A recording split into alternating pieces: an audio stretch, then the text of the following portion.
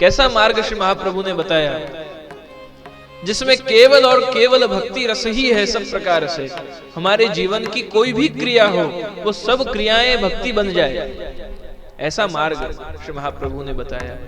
अगर कुछ अंशों में भक्ति करते हैं और कुछ अंशों में अन्य हमारे सभी कार्य हम करते हैं, तो दूध और दही दोनों में हमारे पैर रहते हैं।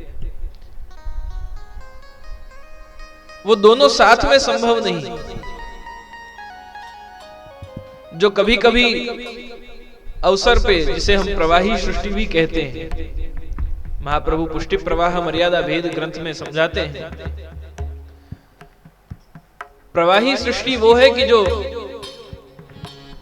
आज मेरा जन्मदिन है तो लाओ ना मैं दर्शन कर आऊं। पूरा साल दर्शन करने नहीं जाएंगे, पूरा साल कोई सत्कार्य नहीं करेंगे, कोई सेवा नहीं करेंगे। आज जन्मदिन है, मेरी शादी आ रही है तो उसका निमंत्रण भगवान को दे आते हैं, चलो निर्विघ्न शादी हो जाए। शादी तो निर्विघ्न हो जाती है, पर बाद में तकलीफ होती है।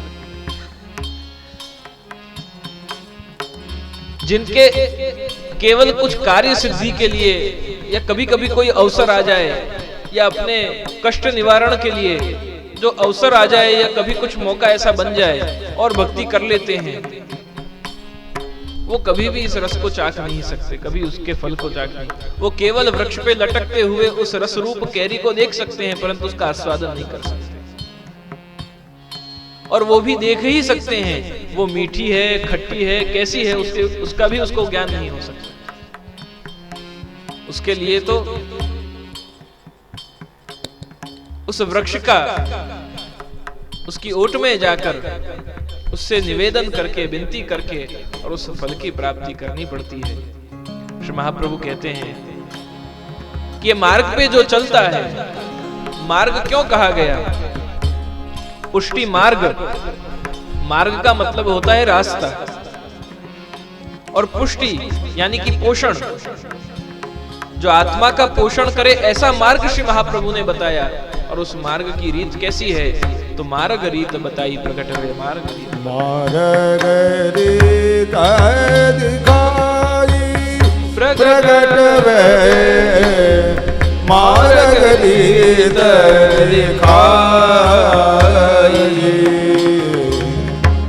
परमानंद स्वरूप कृपानिधि, वल्लभ सुखदाई प्रकट हुए, मार्ग रीत दिखाई,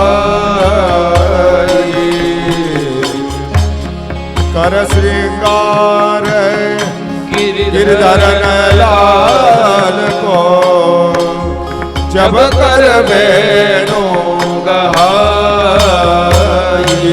कर श्रृंगार गिरिधरण लाल को। हम ठाकुर जी का जब श्रृंगार धारण कराते हैं, वो श्रृंगार माधुर्य रूप है। श्रीमद् भागवत जी जैसे ठाकुर जी का स्वरूप है, ऐसे ही सुबोधनी जी श्री स्वामी जी का स्वरूप है। जैसे श्री ठाकुर जी का स्वरूप कृष्ण का है, पर जो श्रृंगार हम धारण कराते हैं वो स्वामी जी का है। तो ऐसे ठाकुर जी के लिए ये युगल स्वरूप की सेवा है, परंतु युगल स्वरूप की सेवा में ठाकुर जी तो प्रकट हैं, स्वामी जी छुपे हुए हैं। वो हरेक को उपलब्ध सरलता से नहीं होते, उसके लिए पहले रसरूप बनना पड़ता है, स्वयं को अधिकारी बनाना पड़ता है, पात्र बनाना पड़ता है। गुरु की कृपा और श्री यमुना जी की कृपा को, वल्लभ और यमुना जी की कृपा को प्राप्त करना पड़ता है, तब जाकर उस रस का अनुभव हो सकता है। नहीं तो हम कहते हैं भाई श्री श्रीनाथ जी बाबा की जय। श्रीनाथ जी बाबा यानी हम समझते हैं कि श्री कृष्ण ठाकुर जी, परंतु आपके नाम में ही ये रहस्य छुपा हुआ है। हम जब श्री कृष्ण शरणम मम कहते हैं तो हम यही समझते हैं कि हम श्री कृष्ण की शरण में हैं, परंतु इसके रहस्य को जानने की आवश्यकता है। श्री कृष्ण, कौन से कृष्ण? तो श्री कृष्ण। कौन से श्रीनाथ जी? तो श्रीनाथ। श्री यानी श्री स्वामी जी, उनके जो नाथ हैं। कौन से कृष्ण हमारे हैं? जो मथुराधीश, जो मथुरा के राजा बने वो, जो द्वारिका के राजा बने वो, जो अर्जुन के सारथी बने वो, जिन्होंने गीता का उपदेश किया, वो कौन से कृष्ण हमारे आराध्य हैं? हम किनकी सेवा करते हैं? जो वसुदेव जी देवकी जी के कारागृह में पुत्र जन्म हुआ वो कृष्ण, या फिर जो नंद बाबा यशोदा जी के यहाँ प्रकट हुए वो श्री कृष्ण? हम किनकी सेवा करते हैं? श्री कृष्ण शरणम। श्री राधिका जी के नेत्रों में जो स्वरूप बसा हुआ है, श्री राधिका जी के हृदय में जो स्वरूप बसा हुआ है, वो श्री कृष्ण की हम सेवा करते हैं। राधा पुनातु जगदच्युत लोल दृष्टि मंथान माकलयति दधिमथन रिक्त पात्रैहि। एक परिस्थिति वो है कि जहां ठाकुर जी गौ दोहन करने की आज्ञा करी है और घड़ा लेकर ठाकुर जी गौ दोहन करने गौशाला में पधारे हैं, और जैसे ही देखा तो गाय धोने के लिए पहले गाय के पांव को बांधा, बांध के नीचे घड़ा रखा, चौकी लगाई, चौकी लगाकर दूध धोने के लिए जैसे ही बैठे, और ऐसे देखते देखते नजर ठाकुर जी की सामने पड़ी गाय के नीचे से, तो सामने की अटा में श्री स्वामी जी अपने केश को संवार रही हैं, और केश को संवारते संवारते कब गाय वहां से चली गई और वृषभ आ गया और वृषभ का दोहन करने लग गए, और यहाँ यशोदा जी का आना हुआ, और यशोदा जी आकर देख रही हैं कि ये लाला बड़ो हो गए हो। गौ दोहन करते करते वर्णन आता है वृषभम दधु। अब गाय है, बैल है, भैंस है, कौन है कुछ देखा ही नहीं, नजर तो अब राधिका जी से लड़ती है। तो एक ये परिस्थिति है जहां ठाकुर जी स्वामी जी के अधीन है, और एक परिस्थिति ऐसी कि जब हम ठाकुर जी को श्रृंगार करा कर श्रृंगार गिरधरन लाल को जब कर वेणु गहाई, वेणु जी ठाकुर जी ने धारण करी रस उत्पन्न करने, अपने निज जनों को पास बुलाने के लिए ठाकुर जी ने वेणु जी धारण किए, और फिर ले दर्पण सन्मुख आड़े वे निरख निरख मुस्काई। ले दर्पण सन्मुख ठाड़े वे निरख निरख मुस्काई, प्रगट वे मार्ग श्रृंगार धारण किया, वेणु जी धारण किए। अब जब दर्पण दिखा रहे हैं, तब दर्पण देखकर ठाकुर जी मंद मंद मुस्कुरा रहे हैं। क्यों मुस्कुरा रहे हैं? भाव भावना में श्री हरिराय शरण आज्ञा करते हैं कि दर्पण जो है वो श्री स्वामी जी के नेत्र हैं। ठाकुर जी कहाँ अपने रूप को देखते हैं? ठाकुर जी को कोई कांच में अपने आप को देखना पसंद नहीं है। ठाकुर जी तो अपने आप को श्री स्वामी जी के नेत्रों में देखते हैं। आज कैसो श्रृंगार मैया ने धारण करायो है, वो दर्शन जब करनो होवे ठाकुर जी को, तो स्वामी जी के नेत्रन में देखे।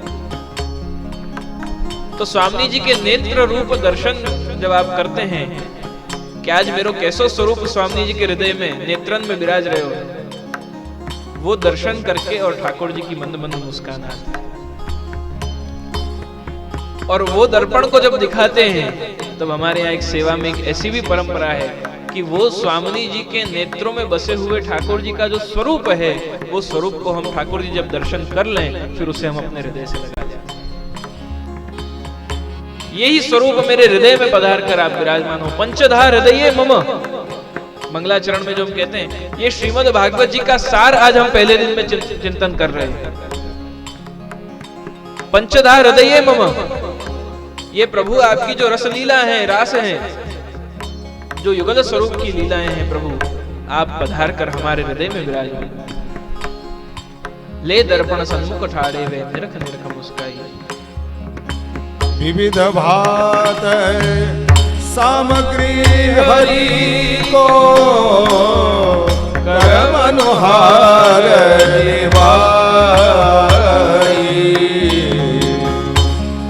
चलय चवाय सुगंध सहित मुख दीपान हवाई प्रगट मार्ग विविध भांत सामग्री हरि को कर मनोहार लिवाई। हम जो ठाकुर जी को सामग्री अर्पण करते हैं, भोग धराते हैं, उस मार्ग में उस समर्पण करने वाली सामग्री को प्रसाद नहीं कहा जाता है। प्रसाद तो ठाकुर जी अरोग्य उसके बाद होगा। विविध भांत सामग्री हरि को कर मनोहार लिवा। ये सामग्री क्या है? जब वो ठाकुर जी आरोगते हैं सामग्री, तब वो सामग्री भोग बन जाती है। इस संसार में रहे हुए जितने भी रस हैं, इस संसार में विद्यमान जो भी परमोत्तम वस्तु हैं, उनके भोक्ता इस संसार में और कोई नहीं, एकमात्र प्रभु ही है। जो सर्व उत्तम है, वो सबसे उत्तम वस्तु श्री प्रभु को अर्पण करनी। क्यों? क्योंकि उत्तम वस्तु के भोक्ता प्रभु हैं। एक भाव ये भी है कि विविध भांत सामग्री हरि को कर मनोहार दिवाई। जो वैष्णव, जो भक्त अलग अलग प्रकार के भाव से, कोई प्रभु के साथ सख्य भक्ति रखता है, कोई प्रभु के साथ वात्सल्य भाव रखता है, कोई प्रभु के साथ माधुर्य भाव रखता है, कोई प्रभु के साथ इष्ट भाव रखकर, कंस जैसे, चाणूर और मुष्टिक जैसे भगवान के साथ युद्ध का भाव। ये तो मल्ला नाम महामल्ल। चाणूर मुष्टिक को ऐसा लगा कि कोई बहुत ही बलशाली, कोई महामल्ल युद्ध करने आ रहा है। कंस जैसे शत्रु भाव से भगवान को भजता है, कोई किसी भी भाव से भजे। ये सब अलग अलग प्रकार के जो भाव हैं, वो भाव के भोक्ता ठाकुर जी हैं। इसलिए हम जिस भाव से भजें, ये भाव यंति सततम परिशीलयन्ति, ये वा स्मरन्ति वा पथ कीर्तयन्ति, चिन्नानि गोकुलपते चरणस्थितानि, तेषां भवेत् चरण पंकज मात्र भक्ति। कोई चरणाश्रया, कोई वदनाश्रया, कोई अलग अलग प्रकार से प्रभु की भक्ति करता है, सेवा करता है। श्री महाप्रभु उन सभी भावों को सम्मिलित करके और नैवेद्य के रूप में, भोग के रूप में परम भोगी ऐसे प्रभु को अर्पण करते हैं। विविध भांत सामग्री हरि को कर मनोहार लिवाई। प्रभु आज ये जीव भी आपकी सेवा में आया, प्रभु आज ये जीव की सेवा आप अंगीकार करो, आज याके ऊपर आप कृपा करो। ऐसे श्री महाप्रभु नवीन नवीन जीवों को बारंबार उनके भाव को, उनके स्नेह को, उनकी प्रीति को प्रभु के चरणों में अर्पण करते हैं। जल यचवाय सुगंध सहित मुख विलीपान हवाई प्रगट वे मार्ग रीत दिखाई कर आरती अनोसर पट बैठे निज ग्रह आए। कर आरती अनोसर पट दे। हे प्रभु, आपने पहले भोग अंगीकार किया, जो जीव आपके शरणागत आए उन जीवों को आपने स्वीकार किया। परंतु प्रभु ऐसे अभी और बहुत जीव हैं जो आपसे मिलन चाहते हैं, आपसे मिलना चाहते हैं। वो मिलनातुर जीवों की प्रभु आरती, यानी उनके हृदय का आपसे मिलने का जो ताप है, वो विरह अग्नि रूप आरती प्रभु आपको करके हम समर्पित करते हैं कि आप प्रभु उन जीवों को भी शीघ्र से शीघ्र स्वीकार करिए। सामान्य में अन्य देवी देवताओं के मंदिर में हम जब जाते हैं तो वहां आरती निराजन जब किया जाता है, उसके बाद उस आरती की जो लौ है, जो अग्नि है, उसके ऊपर हम हाथ अपना करके और उसकी उष्णता को लेकर हम अपने ऊपर प्रसादी रूप में लेते हैं। पुष्टि मार्ग में ये परंपरा नहीं है। पुष्टि मार्ग में क्या परंपरा है कि हम आरती जब ठाकुर जी की करते हैं, तब आरती करते समय वो जो आरती की लौ है, जो उसकी अग्नि है, वो अग्नि केवल कोई निराजन नहीं, परंतु आरती नाम उसको दिया गया। हमारी आर्त भावना, हमारा आर्त हृदय, हमारा आर्त प्रेम प्रभु के लिए कि कब मेरी तरफ प्रभु आपकी दृष्टि होगी, कब मुझ पर आप कृपा करेंगे, कब मुझे आप अपना स्वीकार करेंगे, वो विरह की अग्नि रूप ये आरती है और उसे हम प्रभु को समर्पित करते हैं। इसलिए उसे वापस लिया नहीं जाता। वो और हमारे विरह की अग्नि का समर्पण हुआ प्रभु के चरणों में, इसलिए उस आरती को हम वापस लेते थे। कर आरती अनोसर पट दे, बैठे निज ग्रह आई। प्रभु की सेवा करनी, ये सारे भाव प्रभु को समर्पण करने और समर्पित करके श्री वल्लभ अपने निज ग्रह में पधारे। सेवा से पहुंचकर क्या किया? भोजन करे विश्राम छिन कले, निज मंडली झूलाई प्रगट वे मार्ग रीत दिखाई। करत कृपा निज निज दैवी जीवन पर श्री मुख बचन सुनाई। वेणु गीत पुनः युगल गीत की रस बर खाबर हारी प्रकट वे मार्ग रीत दिखाई। बैठे निज ग्रह आई, सेवा से पहुंचकर श्री वल्लभ अपने निज ग्रह में पधारे। वहां महाप्रसाद लिया, जो प्रभु को अर्पण किया वो प्रभु का अरोगा हुआ महाप्रसाद स्वीकार किया। क्यों आप ऐसी आज्ञा करते हैं कि जो ठाकुर जी ने अरोगा हो, ठाकुर जी का प्रसादी हो, वही लेना चाहिए? लोक में हम जैसे लौकिक में कहते हैं कि भाई जूठा खाने से प्रेम बढ़ता है, जूठा खाने से प्रेम बढ़ता है। उसी को अगर हम अलौकिक दृष्टांत दे दें अगर, तो ठाकुर जी का अरोगा हुआ अगर हम महाप्रसाद ग्रहण करते हैं तो उससे भगवत प्रीति हमारी बढ़ती है, ठाकुर जी के प्रति का हमारा स्नेह भाव और दृढ़ बन जाता है। एक भाव दूसरा ये है कि क्यों ठाकुर जी को अरोगा कर, ठाकुर जी को समर्पित करके ही भोजन करना चाहिए। उसका एक भाव ये कि हम जैसा अन्न खाते हैं वैसा हमारा मन बनता है। जो अन्न हम ग्रहण करते हैं वो अन्न ही हमारे शरीर की आकृति लेता है, हमारे देह का वो रूप बन जाता है, और उसमें रहे हुए जैसे विचार, जैसी ऊर्जा उस अन्न में होगी, वैसे ही गुण हमारे बनेंगे।